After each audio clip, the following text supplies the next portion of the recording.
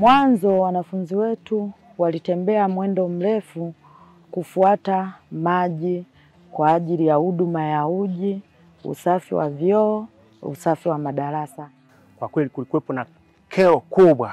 Kwa mfano nikichukulia mradi huu mkubwa wa Kemondo Maruku ambao unahudumia watu takribani 117,000.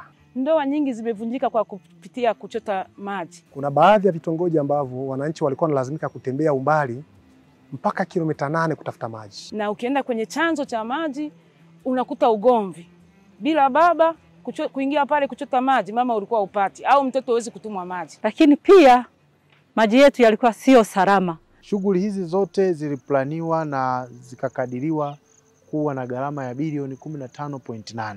Kwa hiyo haya 300 tayari zimeshaanza kupata maji majumbani. Siku ya kwanza maji yameingia kata Bujugo, kwa kweli kila eneo lilikuwa ni vigeregere. Kama diwani nilipigiwa zaidi ya simu kama 10 na ushei.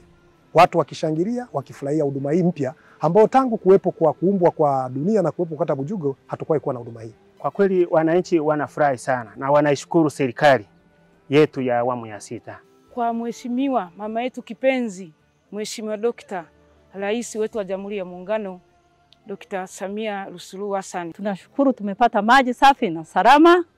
Tumepata maji kwenye maeneo yetu. Maana sasa hivi wanafunzi wetu wamerelax, wanafanya usafi kwa kujiamini, uji unapatikana kwa wakati kulingana na huduma hii ya maji tuliyoipata. Tunakushukuru sana Mama Samia. Mradi wa Kemondo Maruku ambao ni kielelezo tosha kwa miradi mikubwa ambayo inatekelezwa kupitia mfuko wa taifa wa maji. Kwa mradi huu utakapokamilika tutakuwa tumefikia 85% upatikanaji wa maji katika eneo letu. Na kwa vijiji hivyo vyote wakazi 117,000 watakuwa wanapata maji safi sasa.